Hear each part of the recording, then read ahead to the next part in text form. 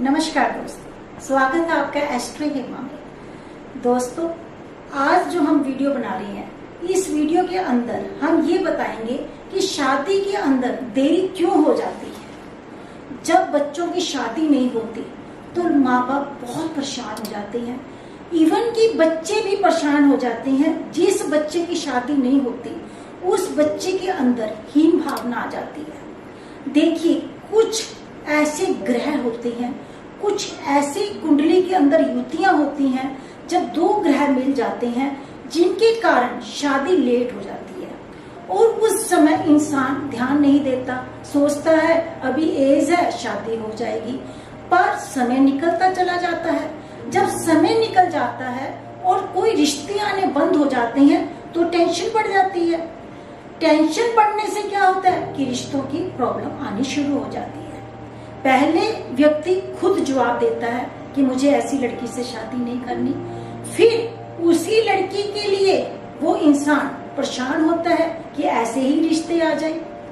देखिए दोस्तों, कुछ ऐसे ग्रह हमारी कुंडली के अंदर होते हैं जिसके कारण शादी का योग बनता नहीं है। समय होते अगर हम इन ग्रहों को देख लें तो हमारे बच्चों की शादी में प्रॉब्लम नहीं आएगी।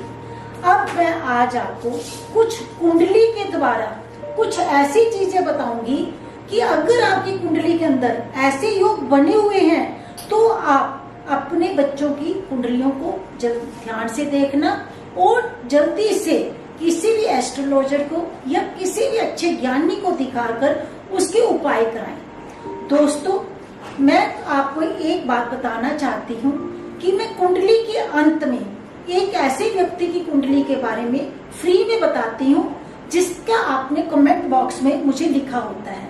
दोस्तों, जब मैं ये कुंडली आपको बताऊंगी उसके बाद आप कमेंट बॉक्स में जाकर आप अपनी डेट ऑफ बर्थ, टाइम और जगह लिखकर दे सकते हैं ताकि आपकी कुंडली भी निःशुल्क पता कर सके। दोस्तों, चलो आज मैं आपको बताती हूँ कि शादी में देरी होने के क्या कारण है। आप घबराइए नहीं, मैं आपको साफ साफ बात बताऊंगी और इसका निवारण भी बताऊंगी। चलो दोस्तों, चलते हैं अब कुंडली की तरफ कि शादी में देरी क्यों होती है। देखो दोस्तों, सबसे पहले ये हमारी कुंडली है। इसमें भाव होते हैं, 1 भाव, 2 भाव, 3 भाव, 4 भाव, 5 भाव, 6 भाव, 7 भाव। ये सारे भाव हमारे अपने इंसान की सारी स्थितियों को दर्शाते हैं। जो फर्स्ट भाव है वो हमें खुद को बताता है कि हम कैसे हैं। ऐसे ही हम अब शादी की बात कर रहे हैं। आज हम शादी के बारे में ही बताएंगे। अगर मैं भावों पे चली तो कुंडली बहुत लंबी हो जाएगी, क्योंकि हमने बात करी है शादी की। शादी का भाव कौन सा होता है? 7th house. 7th हाउस जो है वो हमारी शादी का भाव है। उसे हम उस 7th हाउस से हमने देखना है कि उससे शादी किससे होगी, कैसे होगी, कौन सा ग्रह बैठा है। 7th हाउस हमेशा शादी को दर्शाता है, पार्टनरशिप को दर्शाता है। ये सब 7th हाउस बताएगा। दोस्तों, अगर किसी के भी 7th हाउस में सूर्य और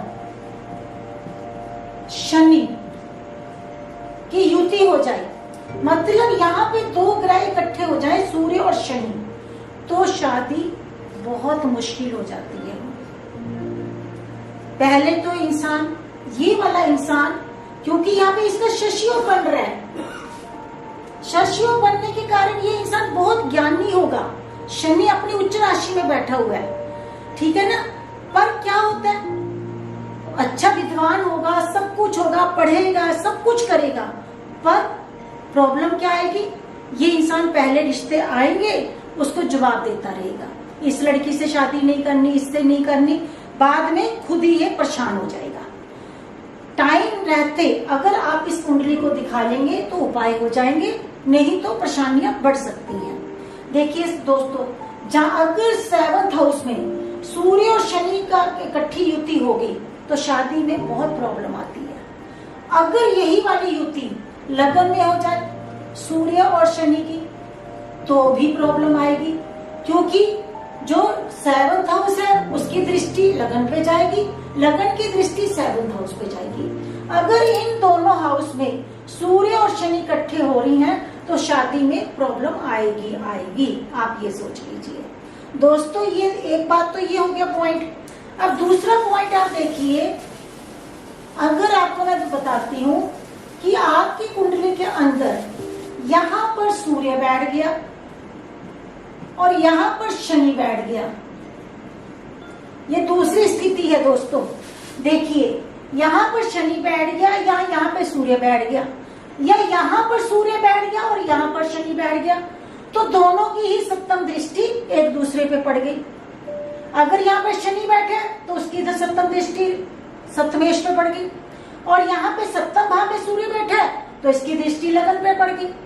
इसमें भी शादी होने में बहुत प्रॉब्लम आती है। देखो दोस्तों, ये बहुत प्रॉब्लम आती है। ये दूसरा चीज आपको बता रही हूँ, अगर कुंडली के अंदर ऐसा बना हुआ है तो शादी बहुत मुश्किल से होती है। आप ये चीज देख लेना दोस्तों। और देखिए, मैं आपको बताती हूँ कि राशि का परिवर्तन, राशि का परिवर्तन किसको बोलती है। अब आपको ये दो चीजें बता दी कि इसके कारण होता है।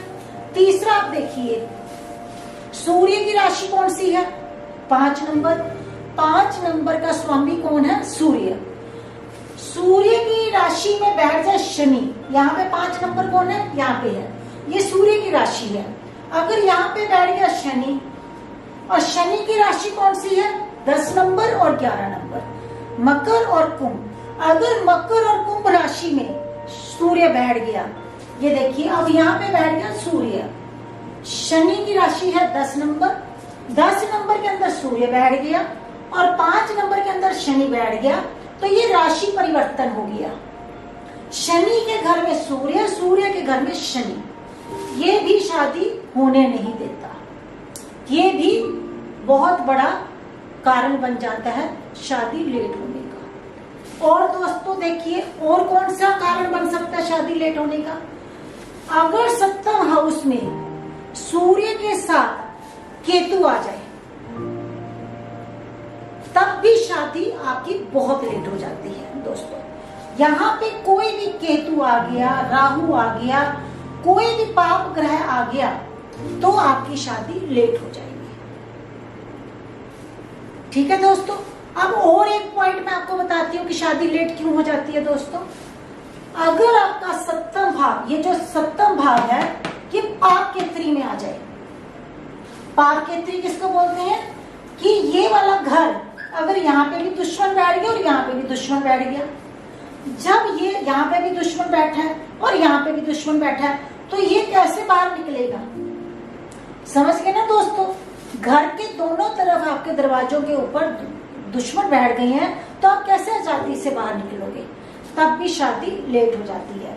देखिए, अगर आपके यहाँ पे राहु बैठ गया और यहाँ पे आपके बैठ गया पाप ग्रह, और किसको बोलते हैं, शनि बैठ गया या सूर्य बैठ गया या कोई और ग्रह बैठ गया या राहु केतु बैठ गया, कोई भी ऐसा पाप ग्रह बैठ गया जिसके कारण सप्तम ग्रह आजाद नहीं है, सप्तम जो भाव है वो पाप केत्री के अंदर आ गया। ऐसे ही लगन पाप केत्री के अंदर आ जाए। पाप केत्री के अंदर क्या आ गया, लगन भी आ जाए। अगर यहाँ पे भी सूर्य बैठ जाए और यहाँ पे शनि बैठ जाए, या यहाँ पे राहु बैठ जाए, यहाँ पे केतु बैठ जाए, अगर ये वाले भाव के आले द्वार इर्द गिर्द भी द्वितीय भाव में और 12th भाव में पाप ग्रह बैठ जाए, तो भी आपके कुंडली में जो शादी का लगन है वो लेट हो जाएगा।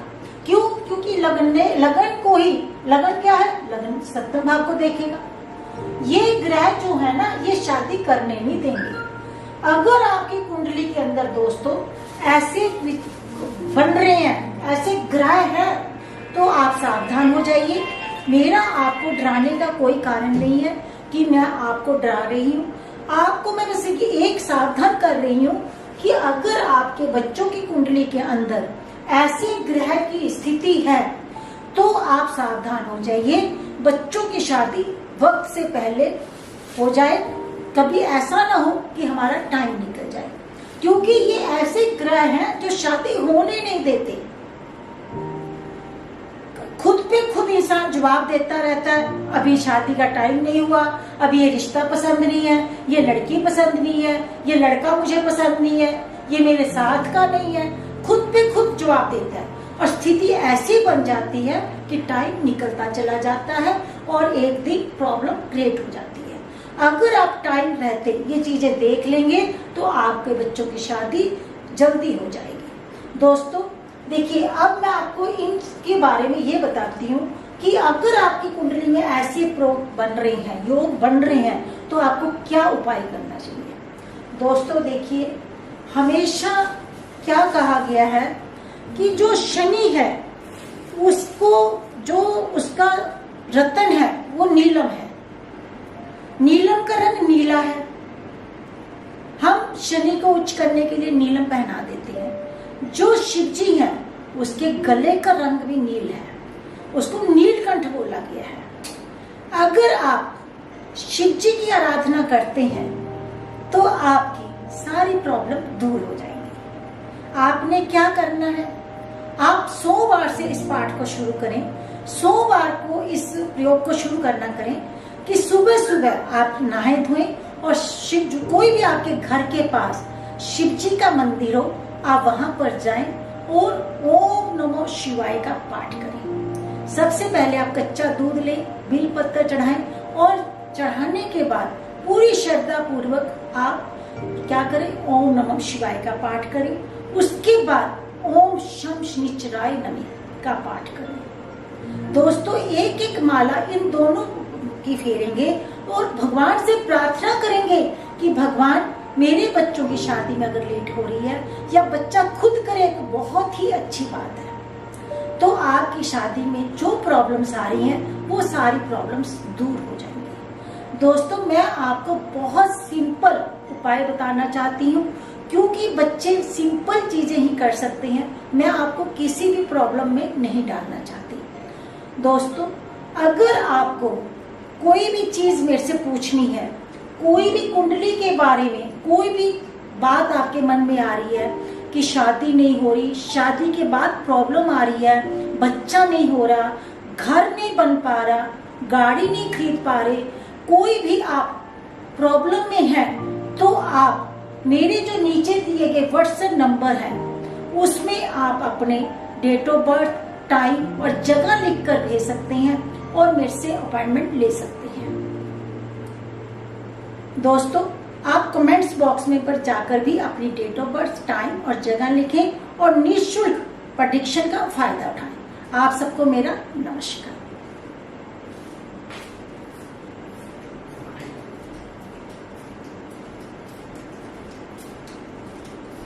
ठीक है।